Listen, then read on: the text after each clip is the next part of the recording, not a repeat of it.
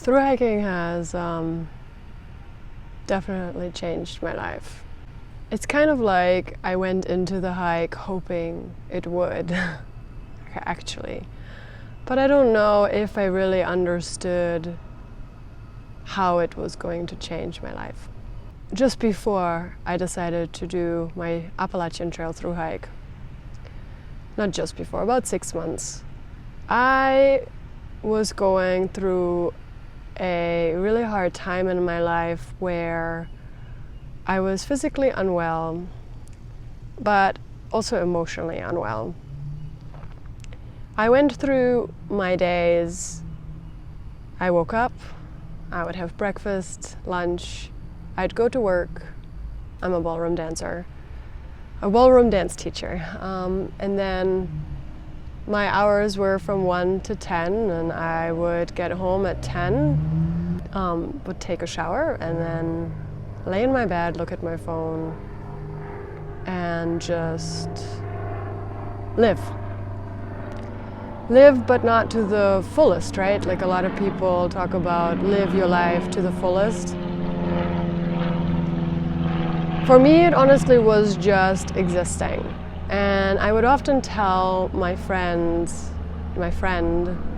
I feel like I have no passion. I feel like that I have no meaning in this world. And if I were to pass on, nobody would even know about me. And I think a lot of people maybe think this way as they get older, and I am of course getting older, but I'm not sure it was because I was getting older. It was really because I was in a rut of not living my best life.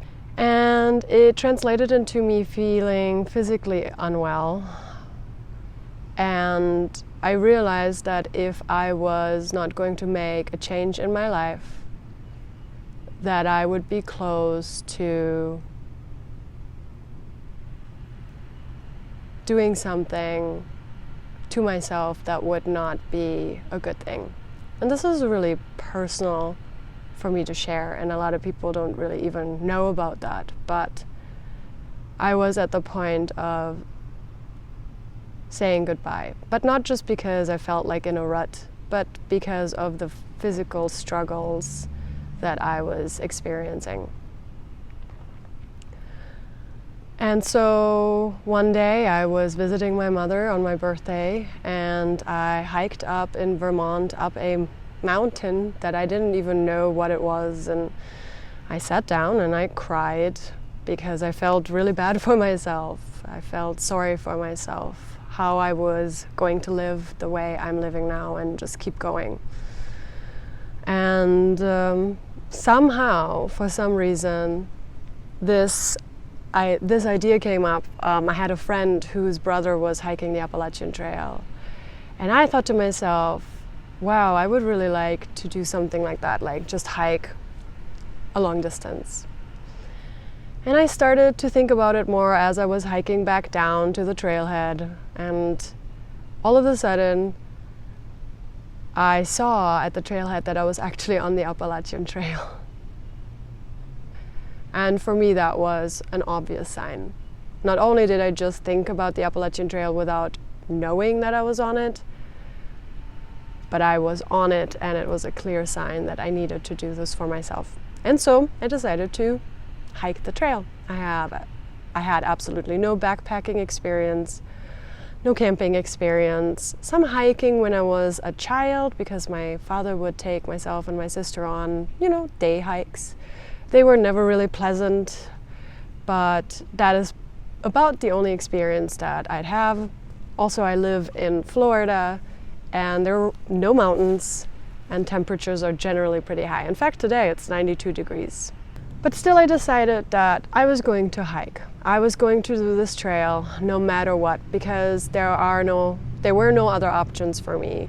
If I wasn't going to go on this journey and have this experience for myself, I would not want to continue moving on. And that is why I was not going to not hike this trail. Sometimes people ask me, did you ever have a doubt while you were hiking on whether you were going to finish. And for me, there was no choice. I had to continue. I didn't have any other options in my mind. And so I finished the trail, and it was one of the most profound experiences of my life, life-changing. And I have a friend who says that the trail gives you what you need, not necessarily what you want. And this couldn't be any truer than it is. It is so true, because I went on this trail thinking that this is going to heal me physically as well as emotionally, and that I was going to have these unique experiences. And in a way, it didn't really heal me physically, but it helped me understand what is important in life. And it helped me understand who was important in my life. And that was myself. I am important, and I am meaningful, and I am valuable. And I didn't believe I was valuable for a really, really long time. And so I hiked the trail, and I realized that was the case. I am valuable. And that was really profound for me. So how am I feeling after my actual hike? I feel overall good. I feel proud of myself. I feel like a superwoman. And it has made me absolutely addicted to the concept of long-distance hiking.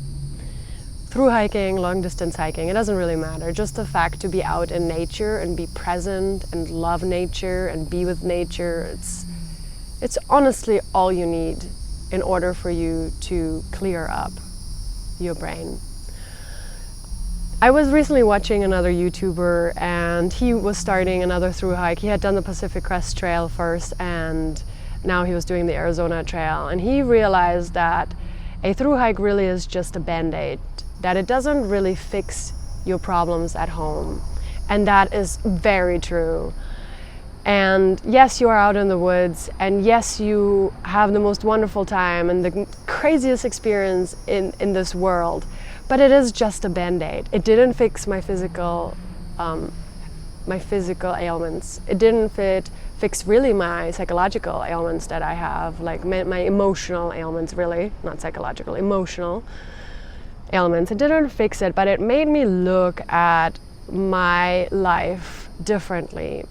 And it's so funny because I didn't have the most profound realization until the end of my hike. It was actually just before we got to Shaw's hiker hostel, just before the 100-mile wilderness. And I had a horrible day with regard to my physical problems that I have. And I realized that I am somebody who loves to be miserable. And what does that mean?